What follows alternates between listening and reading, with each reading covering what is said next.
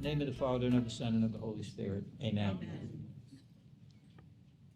We shift our attention this evening not only in terms of contribution, but also in terms of gender. The saying is that behind every great man is a great woman. And I guess today, given things, we would probably say greater woman than the man. Behind George Washington, of course, was Martha. Behind John Adams was Abigail. And also great women behind Alexander Hamilton, and so on. And one woman who really deserves to be mentioned and recognized as in many ways a key to the triumph of the colonies in the battle of for liberty and for freedom was Marie Adrienne Lafayette. And we need to say something before we get into her. It's a little bit of philosophy, but that's all right. Don't panic.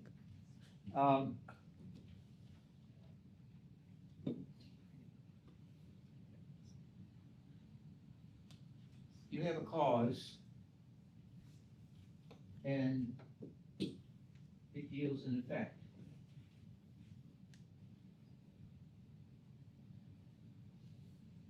And the best way to get into understanding the contribution, not only of Adrienne, but also of many other people, especially the women, during this particular time.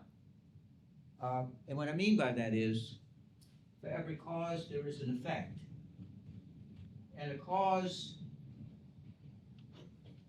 that is a great thing. The cause can be primary and secondary.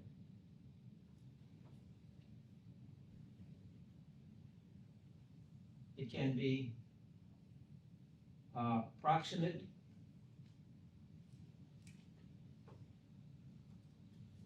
and remote. That's the cause. The effect can be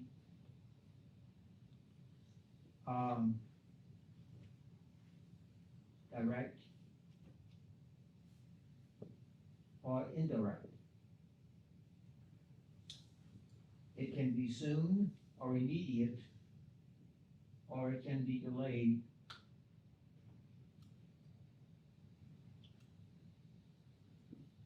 etc. In a religious context, other than for some saints, mystics, and so on, God is the cause, and God is the primary cause in those particular instances. God is the primary cause. God is the primary cause of everything that takes place. The secondary cause is a cause that flows from the primary cause, but not itself the primary cause. That sounds abstract. It's not. It's not. It's very everyday, a part of your everyday experience. Part of your everyday experience. You just don't hear it in these terms. For the mystic, God is the primary cause. He gives the revelation, revealing himself or some teaching or something like to the prophets, etc. And he's also the primary, and he's also proximate. He's near. He's near. Now, for most of the saints and most of us, God's revelation, God's will, and it does take place in our lives every day. Every day it takes place. It is secondary. It is secondary. That is, it is the result of something else started by God that spurs us to come to an insight about God or ourselves. Let me give you a secular example.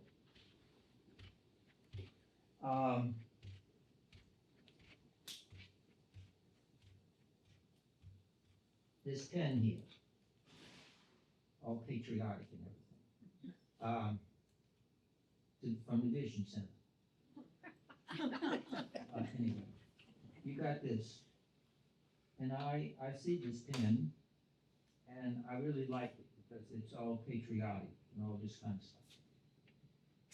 And so I'm sitting where Colonel Sanders was sitting here, but next to him is Michael. I want the pen. I want it. But I say to Michael, when he goes to the bathroom, take the pen from me and just hide it and give it to me after. And he does, because he's weak. Okay? So no, that's not time for sympathy, Betty. There could be much more to come. Save your sympathy. It's very important. You have to say that. It's very important. There's so much more to come where that can be well spent. I am the primary cause. I have instigated it. He's the secondary cause. He got it. God is the primary cause who may take an experience in your life. Ignatius of Loyola. Ignatius of Loyola was a soldier, fierce fighter, and all this kind of stuff. Brave man. He got wounded and spent a great deal of his time on the flat of his back in bed, which gave him the opportunity to reflect and to think, to review his life, etc. And in that process, over that period of time, he was visited by God's grace, and he was in dialogue with God, though not directly, per se, like that, but through the discernment of what God was saying to him.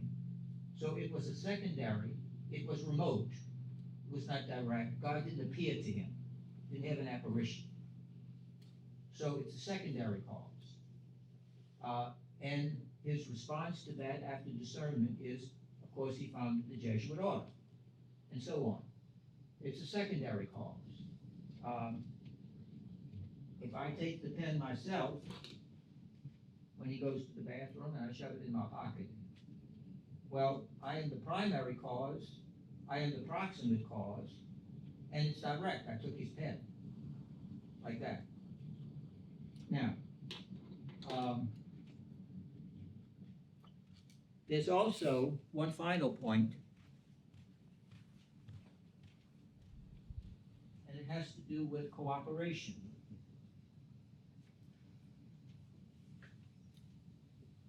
There's material cooperation and formal cooperation. Material cooperation is, I ask you, if you would, because I really am fed up with Roy, and I can't take it anymore, with his bumbling with the electronics and everything else, it's just annoying me to no end. Okay, and so I say, Roy's in that truck out there, and I get one of you, also rather morally weak, Colonel Sanders, for example. It's very dangerous if I know your name. And I say, look, I'm really fed up with this Roy thing, running around. So, you too, correct? Cooperation. You're one person, you get me, okay? Unless you want to take this over, fine, I'm ready to hold my basketball. And I say, I want you to take my keys. And his truck's up there. And I want you to go do it. Now, he's already said he would, he's okay with that. I've given him the material to do it. Not only so he goes and does it, but I may have said to him, if you don't do it, something bad's going to happen to your family. Well, that's a mitigating circumstance that limits the responsibility for my action because I'm doing it under coercion.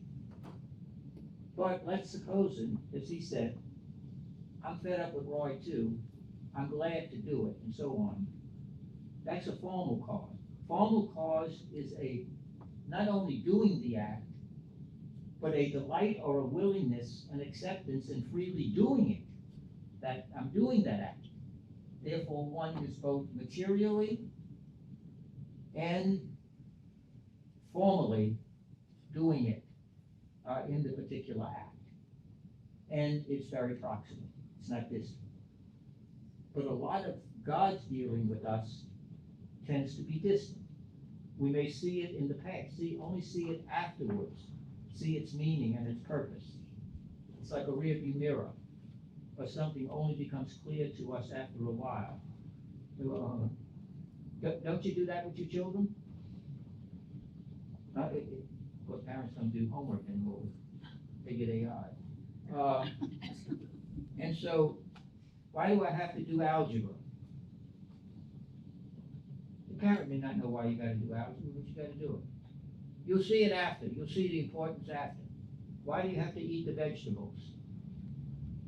Because it's important. Because it can grow up to be strong, and so on and so forth, and all this kind of stuff. Life is full of these post facto benefits that we have. Now, what does all of this have to do with anything? It has everything to do with anything. If you want to really appreciate the importance of the contribution of this remarkable woman, who in many ways saved the American Revolution, in many ways the case can be made for her. She is really a profound primary and secondary, formal and material cause for any of the success, any of the contribution that General Lafayette made. Without her, he would have been either dead, physically dead, killed, no question about it. He never would have recovered. He would have been killed either by, I think it was Frederick II, in prison in Austria, because of her interventions that took place. She was a profound secondary cause. She didn't kill anybody. She didn't stab anybody, shoot anybody. She didn't fire cannons. She didn't do any of that kind of stuff. She saved his life numerous times by her financial resources, her sheltering of people, her enormous ability of her intellect to negotiate. She really did the first art of the deal. Sorry, Donald. She met twice with Napoleon Bonaparte. Twice. And got the greatest deals possible. He was enamored with her, and all the while, she was pulling the deal to get her husband to safety and out of the terrible conditions he was in, for herself and her children, and so on. And there's many other things that we're going to mention in just a moment. But it's very important to see that while the primary causes seem to be, the men at Lexington and Concord, and Paul Revere riding around the street yelling, the lights are out. No, the lights are there, and so that's FLJ stuff, and all of that sort of stuff. None of that. She didn't do any of that stuff. Okay. Her influence was more sub rosa. It was more away from the spotlight. That's why it was so effective, you see. Because in today's world, we believe, erroneously, that the wheel that squeaks the loudest gets the oil. The sneeze that no. The wheel that squeaks the loudest gets the oil. But nobody ever completes the sentence. But it's the first one replaced. We all, I know when you're ready. Okay, thanks.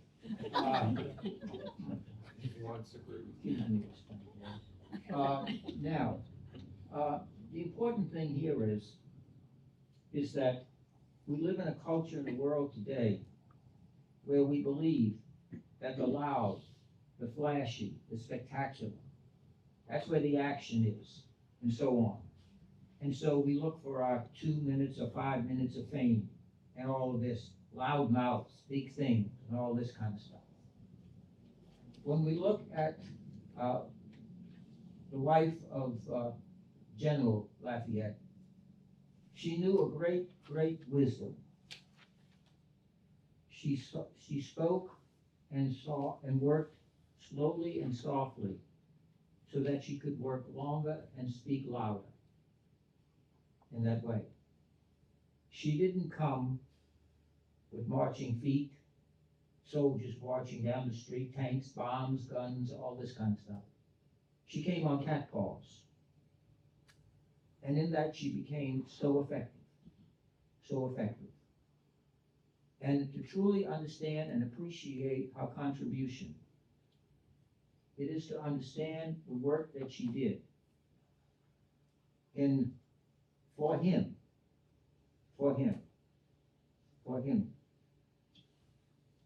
that really allowed him to do what he was to do for the American experience, the formulation of America, from colonies to a nation that next month, 250 years, still stands.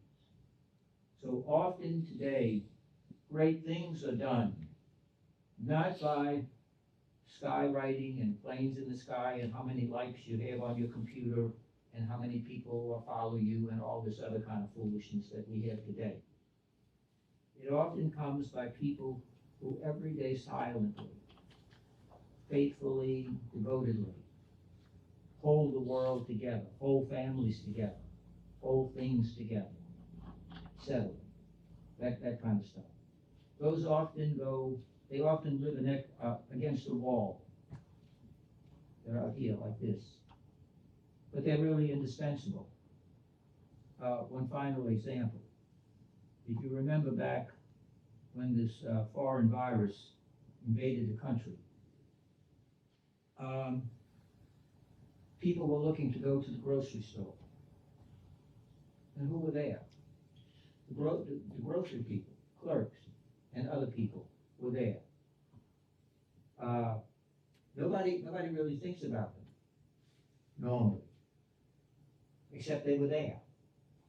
They were there, checking you out, getting this, running the things in and out, and it grew from there. So many people are very much like ADRIENNE Lafayette. They work out of the spotlight, but those are the ones who really lay the foundation and empower and enable others, as she did her husband. The most important thing in her life, in her motivation,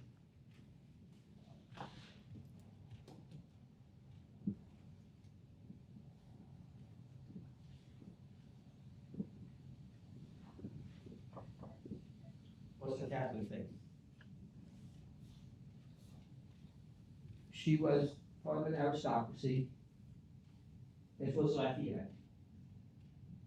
Her mother was a extremely devout Catholic, extremely so. Sometimes even bordering on somewhat the excessive, to be nice about it. For example, when she had finished receiving her instruction, ADRIENNE, to receive her first communion, her mother declared to the priest she wasn't worthy to receive it yet. She wasn't prepared. and held her out for 2 years before she decided that she was worthy to receive First Communion. And she was very, very, very devoted to her Catholic faith. She lived it, as I quoted last week. Pope Paul VI said something very profound. Saint Pope Paul VI. He said, "Modern man no longer listens to teachers, but to witnesses. And if they listen to teachers, it is because the teachers are witnesses." And that's very true. That's very true. And she was both a teacher and a witness by her life, her Catholic faith. She and Lafayette, who's also a Catholic, although he had, as we say, fallen away, which would be very significant part of the latter part of their life. And both of them were dedicated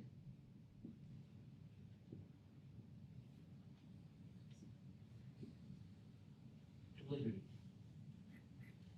Liberty was not understood. See, we hear a great deal of talk today about social conscience, social awareness, especially in Catholic circles, Catholic social teaching, Catholic social doctrine, and so on, as if somehow this began with Leo the 13th.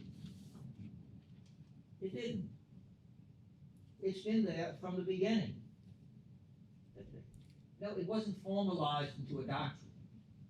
The church was operating care for the poor, the sick, the dying, feeding, clothing, visiting, all of that from there. It wasn't concretized or formalized into a body of thought, but it was always there. And no one embodied this in the revolution as much as Adrienne. From the very beginning of her little life, she had what we would call today a social conscience. And at the head of that conscience was the primacy of liberty. So much so that as a woman of means and so on and so forth like this, she was dead set, as was Lafayette, against slavery. One of the first things she wanted to do was to eradicate slavery. And also anything, conditions that enslaved another person, indentured servitude, and all of these kinds of things. She believed that that violated the dignity of the human person, made in the image and likeness of God. That was primary in her whole approach to things.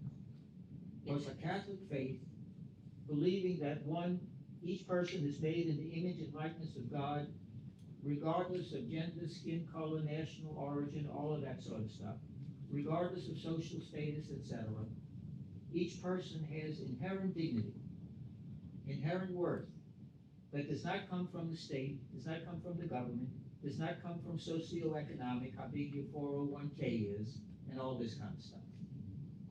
It comes from the fact that you're made in the image and likeness of God. And as such, we're all members of one family, the family of Almighty God, made in the image and likeness. And no one has the right to own another person. No one has a right to take that inherent dignity away, because it doesn't come from anyone. It doesn't come from the government. It's God's gift. It's what we call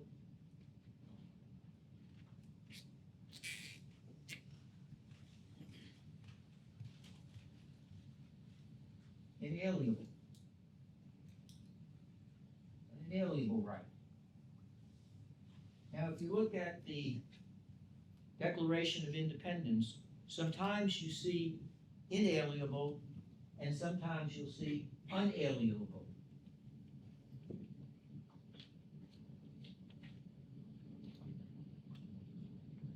Inalienable means It is placed there as part of the very essence of what it means to be a human being by God. That's inalienable. It comes with the package. It's part of your DNA. It's part of your essence, your being. Unalienable means it cannot be removed by any earthly force. It cannot be removed because of circumstance. It cannot be removed by earthly power, by earthly authority. So we are both inalienable and unalienable. And these are called natural rights, of which Jefferson says, what are the three that he articulates? Life, liberty, and pursuit of happiness. Life, liberty, and the pursuit of happiness, and he does so in that order. For that reason, the first of the inalienable rights must be life. Must be life. Otherwise, no other right, no other gift, nothing else has any meaning if you don't defend that first. Name me a virtue, theological or cardinal virtue. Faith. Faith. Okay, faith. Where is that? It's a high level of abstraction. A high level of abstraction.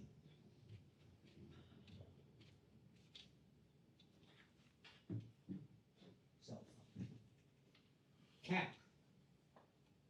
There's nothing abstract about it. This is a cap. It's concrete. You can describe it. You can even weigh it. You can even use it, so on and so forth. Like that. You can do all of that with the cap. Faith is abstract. And it remains ethereal. It's up in the blue cloud or something, or whatever it's up there, and so on. It only becomes tangible and real when you have people who live and practice faith. There is a person of faith. There's a person of love. There's a person of hope. Nothing you can name takes on any concrete reality apart from persons. So if you don't protect the right to life, all of those things remain simply ethereal, abstract concepts that have absolutely no real meaning or purpose. It must be the right to life first. Liberty is second. Self-determination, based upon reason and free will, and the pursuit of happiness, not the guarantee of happiness. Can't guarantee it. You can have the opportunity. Now understand that Jefferson, drawing heavily on John Locke in his second treatise on government, magnificent book, greatly influenced the founders. And if you read Locke's second treatise on government, for him, and for many of the Enlightenment thinkers of the 18th century, especially the Europeans, that were part of the European Enlightenment, life, liberty, and the third one was property, property. Property is very important. Property is one of the central things. Remember, we're talking about the 18th century, the 19th century. Property is even important today. Because if you have property, you have ways to live, you have ways to have liberty, you have resources, and you have things like this. Will Rogers once said, you never go broke investing in property. It's a concrete, tangible thing. It's there. And above all, it's yours. Private property is very important. Jefferson, who got a great deal of assistance from Benjamin Franklin, by the way, who was kind of a secondary ghostwriter to the Declaration of Independence. They believed that it was not necessary to say property because everybody in the colonies, everybody in Europe, valued property as an absolute essential. The right of private property is an absolute essential to anything else. Jefferson put the pursuit of happiness on his own at the suggestion of Ben Franklin, the suggestion of Benjamin Franklin. And these rights are inherent. Now,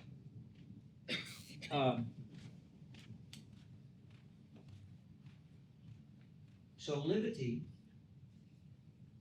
for her was a question of her religious faith, her Catholicism. For our boy, General Lafayette, it was more of a political question. It was more of a political question. And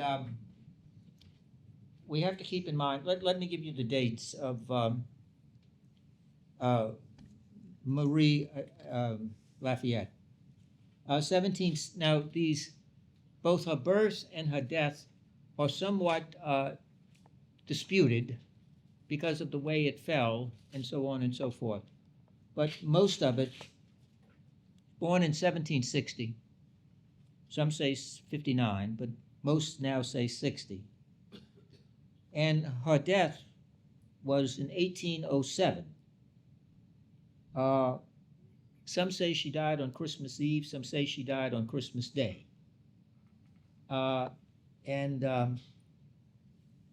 She was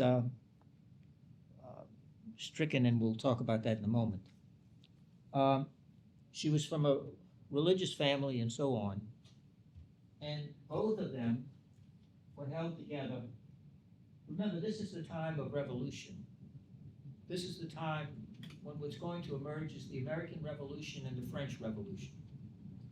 Two very, very different things that play key roles in the lives of both of these people. They both were great supporters of liberal Enlightenment philosophy. America is the most liberal country and experiment the world has ever seen. All this talk of conservative, liberal, and all this nonsense, all these tags that are thrown around, absolutely ignorant. We are a liberal empire. I'm not a liberal. You're not a liberal? Well, then you should get over to China, or go to North Korea, go to Iran, or go to some place like that. And tell me how it's working out for you.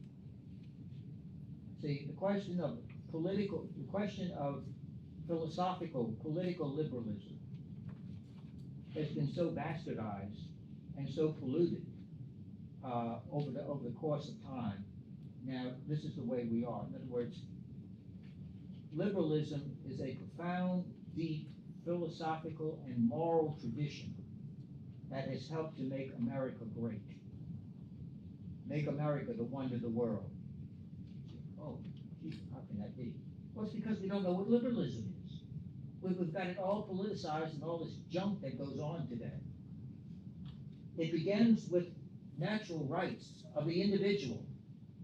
The individual is filled with political rights, no, with human rights that are given by God. And among those are life, liberty, pursuit of happiness, but free will and intellect, reason and intellect, reason and intellect.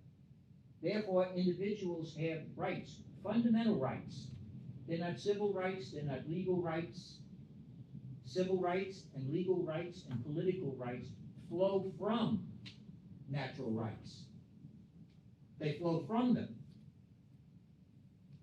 But the source is the inherent dignity of the individual person to self-determine their own destiny and their own behavior and their own life. And law is there to protect them. Law is basically there to protect them from the overreaching state that wants to come in and regulate your life. It's the enemy of statism. We talk about it today. Oh, overregulation. This is regulation, that's regulation. Well, welcome to liberalism.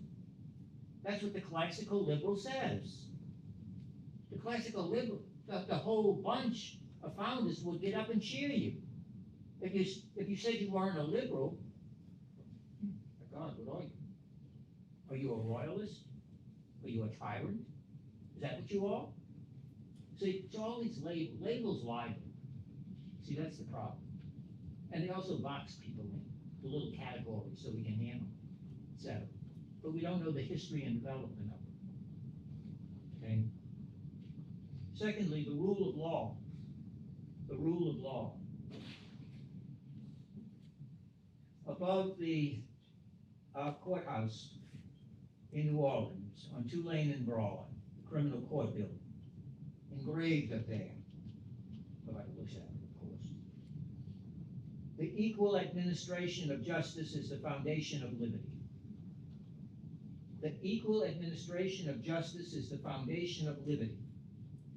If you don't have an equal administration of justice from an impartial judiciary, an independent, partial judiciary, you're not free. And when you go into court, you'll never get justice. Because justice is rendering to his or her what's due them. But if the fix is in, and the judge has been paid off, and the jury has been bribed, you have justice, you don't have freedom, you don't have a civil society. Law is crucial. Law is essential. Law that is impartial, equally administered and enforced by the duly authorized authorities, an executive branch, a legislative branch, legislative first, executive, and then the judicial branch. That's crucial. That's crucial. We have that. The importance of consent. The importance of representation. At the heart of classical liberalism, because of its emphasis on liberty, is the importance of conscience. Conscience. And religious liberty. Both of them thought that religious liberty was so crucial and important. Both Lafayette himself and ADRIENNE, naturally. What is the first right in the Bill of Rights? And I know you're from Louisiana, so it's not to own a gun. What is the first right? What's that? Freedom of speech, Yes, I knew you all would say that. separation of church and state. It's right to assemble. What's the matter, man? The camera stopped. The what? Camera stopped. That might be good. Plausible deniability. You see why we don't like our current fans?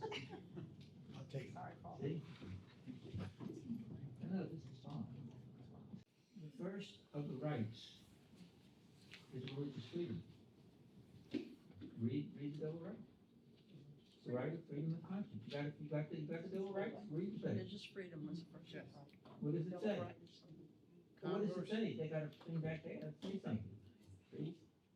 Congress shall make no law respecting or an establishment of religion or prohibiting the free exercise thereof. Or The non-establishment and the free exercise. And that free exercise also means you don't have to practice any religion. You have freedom from religion. Nobody's going to come and get you. Look, do you know at this particular time in Germany, in the 21st century, that there's still areas and pockets in Germany, legally, who collect a clergy tax in support of the churches, and so on. Now, we gasped and would have a stroke over that. That's the way they're set up. And it's been that way for the longest time. Longest time. You had these taxes because religion was part of the public good. It contributed to the public good. You had expenses and so on. And so because it contributed, citizens should help to promote that, to pay for that. You see?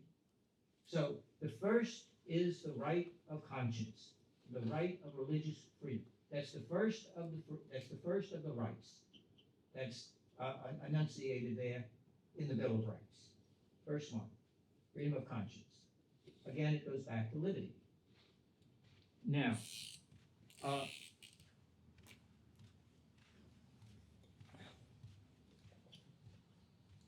there were two, well, let me say a little bit more about her.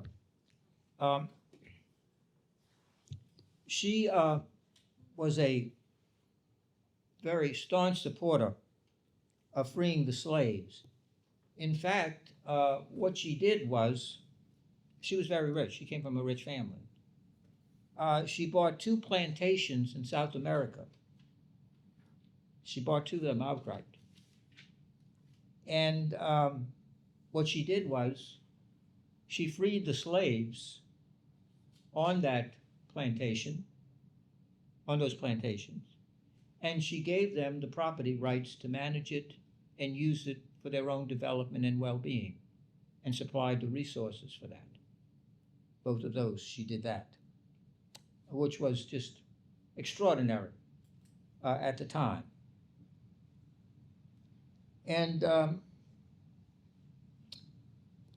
Lafayette was very much this kind of liberty kind of patriot, and he loved the idea of the United States, and he loved the idea of the Republic. He loved it.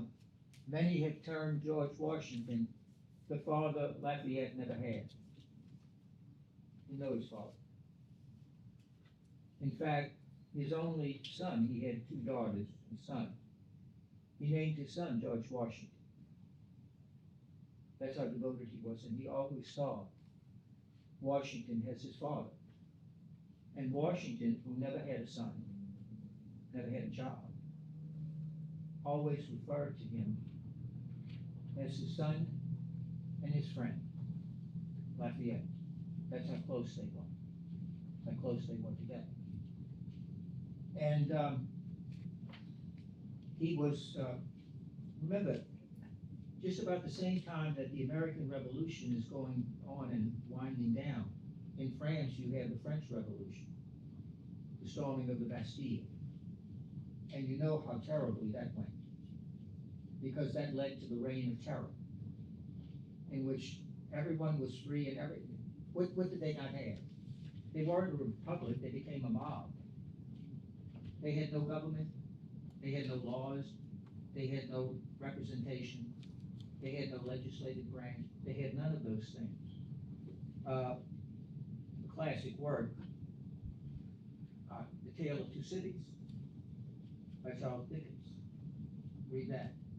The founders were enormously afraid that the American experiment, and it was an unbelievable experiment in government, a republic, it was going to disintegrate into what was going on in France, which was the Reign of Terror, mainly by Robespierre, in which the thing that was done, justice was meted out not by an electric chair, but by the guillotine. And the courts were a joke. Courts were, whatever mob showed up, they gave the case, and people just yelled out, yay or nay. They were taken out and almost immediately beheaded. It was public executions and so on and so forth. It was really the Reign of Terror. The problem with that, of course, is that you have anarchy, disorder. You have no civil society. That you do. You have simply a Reign of Terror. And part of the French Revolution was war and elimination of the aristocracy, the royals, and of the Catholic Church and the clergy. They were all considered in the same boat. As this was beginning to disintegrate in France, because Lafayette started out as a great champion of the French Revolution, liberty, equality, fraternity, and in the end they got none of it. He took off for America and became indispensable in establishing American victories. He was elevated to a general in the army. After the war, he was named as a citizen in many, many of the independent states of the colonies.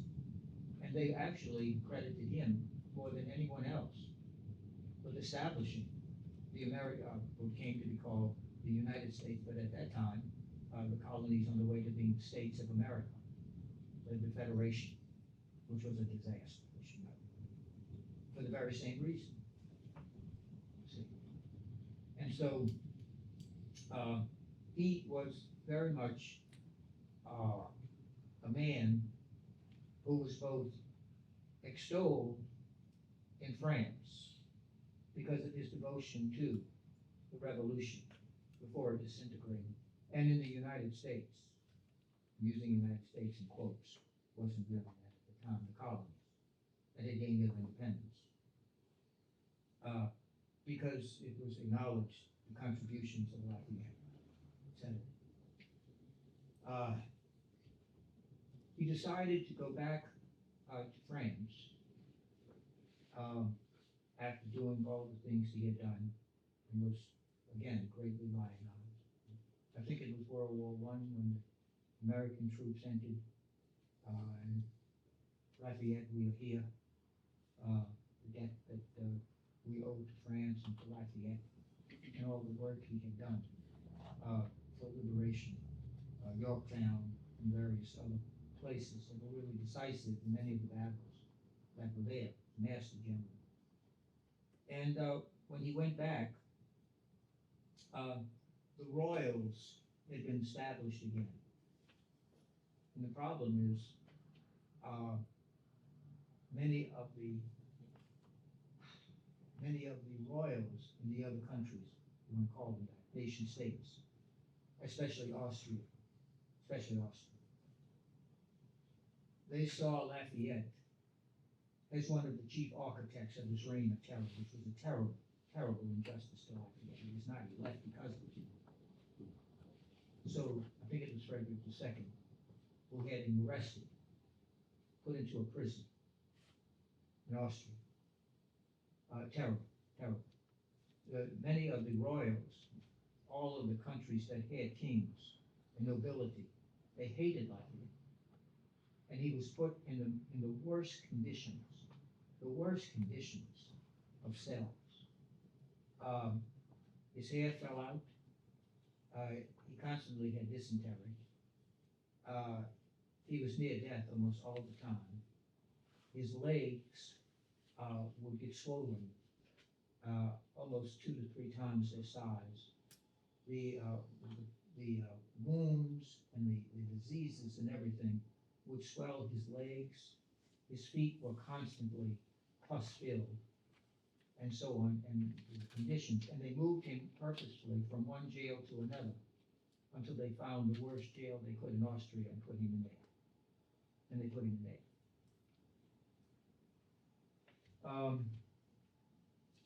Adrienne she was entrusted with the children and with all of the affairs of running the house, plus the property, doing all this kind of stuff. Unheard of at the time. This was a woman that was so Catholic and so devoted to family, her children, and her husband. That is the enduring thing that comes here. Her Catholic faith, a commitment to the dignity of persons, to her Catholic teaching, to the holy sacrifice of the Mass and to prayers. She did that. Her motivation and her development was fueled and inspired by her Catholic zeal, by her Catholic faith, and her commitment. She taught by witnessing. And that witness has not grown stale. In fact, it's more relevant today than it's ever been, given the condition of much of our culture today, by the way. So what she did was, he was slowly dying in prison, but they did not want him. They wanted him to die slow. They wanted him to die slow. just enough to keep him alive and something. She managed to, through her connections and her family, to get an audience with Edward. And she said, I want to take myself and my children, 3, and I want to go live with him in the prison. I want to go with him. And so, reluctantly, they said, well, that's what you want to do, go ahead. Go ahead. Well, she went there. And as it will turn out years later, that was her death sentence. That was her death sentence. She went there and lived with him. Ate the horrible food. And saw that. She finally got the children out of there and went to live with relatives. They let them go. They kept her in there. She refused to leave. She refused to leave. Her health deteriorated rapidly. And yet she continued to try to run the affairs at La Grange, which was a chateau, beautiful estate that her family owned, that she kept going where the family was, where Lafayette had lived for a long time, and so on, while she nursed him and cared for him. She said she could not leave her husband. She could not leave her husband. She married him, she loved him, and she was faithful. Finally, she got her audience, because the reign of terror ended, and they tried to do a republic. They tried to do a republic. It was a disaster. They got a weak successor or something like that. It collapsed. And of course, whenever you hear that reign of terror, tyranny is not far behind. And so you had the tyranny of Napoleon Bonaparte, the strong man who came in. And again, she got an audience with him, and she was allowed to visit him. And after 2 visits with Napoleon, he was released, but he was kept more or less under house arrest and taken back to the plantation, big place, chateau, whatever you want to call it, at La Grange. And she laid there, and slowly his health recovered. Slowly he began to come back, mainly through her fidelity and her faith, praying every single day. Also, while she was in France, the reign of terror, the so-called liberation, was fiercely anti-Catholic. There could be no masses, no public displays of prayer, no gatherings, private or public. Churches were desecrated, clergy were thrown into jail, statues were desecrated. The entire thing took place. And this was just a terrible blow to Adrienne. So what she did was, there were priests called jurists, Judite priests. These were priests who refused to take the pledge to the officials, Robespierre and that bunch, in supporting what was going on. They were always on the move. They had to. She funded them, she fed them, she supported them, and she provided space in her estate at La Grange where they could have underground masses. She had those things built underground so that the faith kept going. And all the while, mending her husband, taking care of her children, managing the property, and all of that kind of stuff. Now remember, we're talking about the 18th century. We're not talking about 2021. All of this going on. She prayed everywhere. She had her own chapel. She discovered finally where her mother, her grandmother, her sister, and her relatives had been dumped among 1,300 in a single week that had their head lopped off by the reign of terror and dumped in, just like you see in World War II, in these latrines, these ditches that were dug, and they just took them, threw them in there.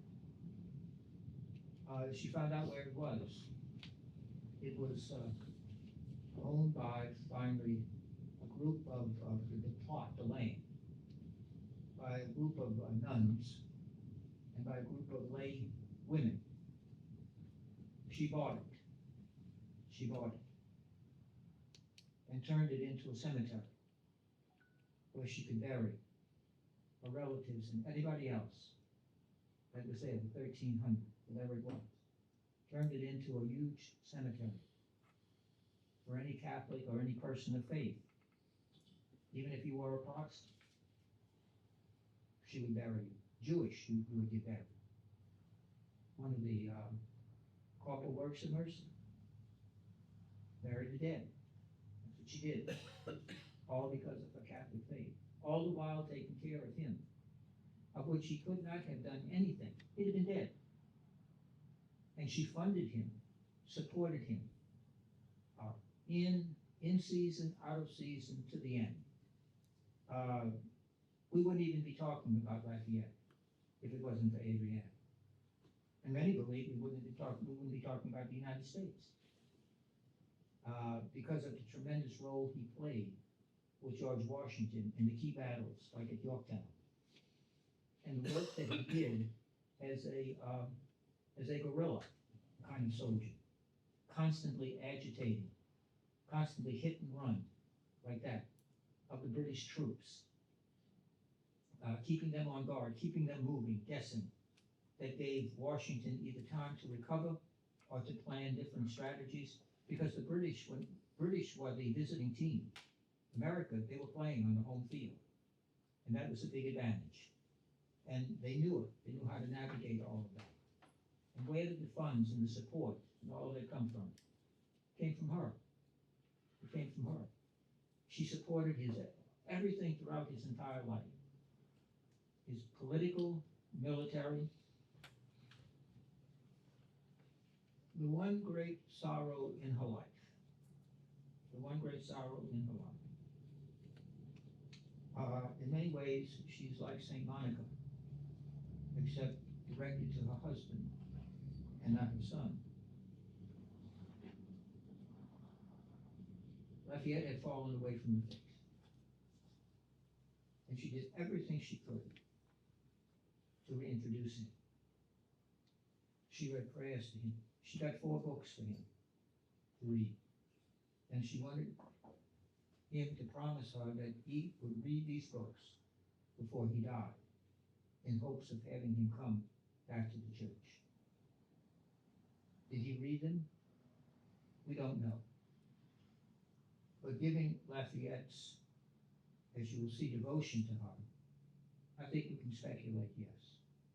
When in doubt, always take the high road. Don't be a catfish, bottom feeder. You know, today that's what we like. We like tabloids, always think the worst, sink to the bottom, everybody's corrupt, everybody's rotten, everybody's horrible. And then we want to know why we walk around depressed, disoriented, and everything else. My Lord, how could you not be? We stop elevating, we descend into the low common denominator. Well, we can say that. Why can't God's grace and mercy be greater than our ability to sink in the dirt? I think it is. I think it is.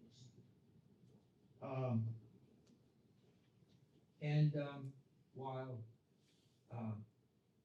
they bought the cemetery,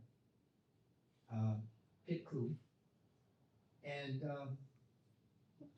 which would turn out to be their final resting ground together, in which, as a tribute to Lafayette, when he was buried there in France, they had mud, sand, and so on from Bunker Hill sent and used as his covering. on his grave. And next to her was his beloved wife, ADRIENNE. There's a monument in Arlington Cemetery devoted to him, and so on. But that was a great, she tried and tried and tried. And finally, because I want to get this right,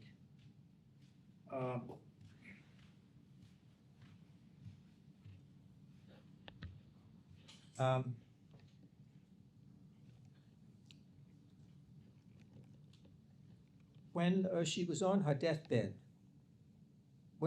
on her deathbed, and at that particular time, families and loved ones were there. You weren't in some kind of aseptic, kind of a dumb place that we have today. And the family was there. And she was there. Obviously. And at the time, it was common to always want to get the last words of the dying person before they go to meet the Lord. And Lafayette was standing there, and she was in the bed on the banana peel, ready to slide in. And they asked her for her last words. And she looked at him and she said very simply, "I am all yours."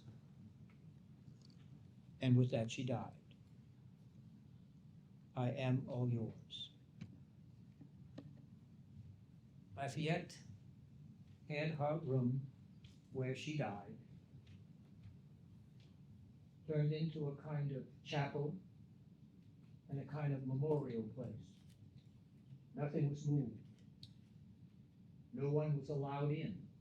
It was locked. The only one who went in there every single day until he died was Lafayette himself, spending hours in there. Was he praying? Was he reading the books? That's lost to history and to privacy, respectful privacy and reverence, as it should be, by the way. We don't know. I'd like to think it was. And finally, he died, and again, was brought to the cemetery where she was, buried next to her. And in a sense, they both lived their lives together. In many ways, they had a deeper bond of love and togetherness than is imaginable in a physical sense. These were true souls that really were meant for each other. We talk about soulmates. They were. And she donated her vast wealth and so on to the Catholic Church. And taking care of the poor, she had money set aside for churches, especially in places that didn't have churches, and things like that. As one writer said, if there was ever a person who emerged as a saint from the Revolutionary period, it is Marie Adrienne Lafayette. And she was an extraordinary woman. In the background, not boisterous, just a witness to her faith, a witness to belief in human dignity, in liberty as an essential part of that dignity, who believed that the real treasures in life are not measured in terms of crowns, palaces, and all that, but in terms of fidelity and love that she felt for her husband and he for her. And together they really were saints in many ways. That really were key to the American experience and to the American story. And as we creep closer to 250, we ought to have at least a little bit of our memory set aside for Adrienne Marie Adrienne Lafayette and her husband, because they contributed mightily to the American experience. And we have many, many, many lessons to learn, both political and all of that, but more importantly, in terms of real faith, centrality, importance of faith, the essential of being faithful to each other in marital love, the importance of that thinking back, as this woman went and basically wrote her own death sentence, though it took a long time for it to finally be passed. But that was who she was. And all the while, he was able to gain the notoriety and everything of the world because he knew. See, the influential existential philosopher, surprisingly Catholic, Camus, Albert Camus. Camus said, everyone can die at peace if they know what they love is secure and protected. Both of those, one before the other, they could die at peace. She, because she knew it would be protected by him. She could also die because she believed that her husband, had never wavered in his love for her. And that at the right time, the French would finally get it right. Not see you, bye, with the au revoir. See you later. Because they believed there was a later. That banquet that never ends. So she was an extraordinary woman. And there are many others who contributed in their own way to the American experience. So anyway, we thank God for them, and we thank God for their contribution that we stand on. As Isaac Newton said, if I see further than other men, it is because I stand on the shoulders of giants. Too often we forget we stand on the shoulders of giants, not midgets. Those who sacrificed lives, fortunes, and sacred honor. And what they could do is they look beyond the moment, beyond the self, beyond the here and now. They look further out, to generations yet to be born. And as Benjamin Franklin told a woman as he was coming out of Constitution Hall that fateful day, and she said, well, Dr. Franklin, what have you done for us? What have you given us? And he said prophetically, I've given you a republic if you can keep it. America is always an experiment. It's an experiment that continues throughout history. The final results are not in, because each generation, each new generation, stands on the shoulders of giants, we pray, that they see further, so that the next coming along, those in what Theodore Roosevelt called the womb of time, yet to be born, are already in there, about to be born, that they will stand on the shoulders of giants, of men and women, like Lafayette, like Marie Adrienne Lafayette, and untold numbers of others who we will never know their name or anything else about them. But they gave their last full measure. And that's the American experiment. That's the American invention. Because there is no recorded record of anything that has lasted longer as a republic than the experiment in ordered liberty and a republic than the United States. The graveyard of history is filled with all of the examples of those who tried, The Greeks, the Romans, the Italians, what have you. They all ended up on the ash heap of history. Except this country. Except this country. But it's still an experiment. It can still fail. As the great Ronald Reagan said, freedom, the loss of freedom, is but a generation away. It's but a generation away. And it's very true. We can never take it for granted.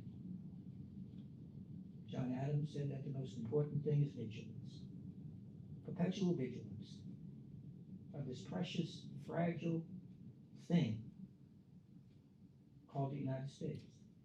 This republic that begins with three of the most important words. We the people. It's government placed in our hands. And all the freedoms, all the possibilities, all the hopes, dreams, aspirations. God, it's so precious because it's so fragile. And the great corrosive element of a republic is apathy.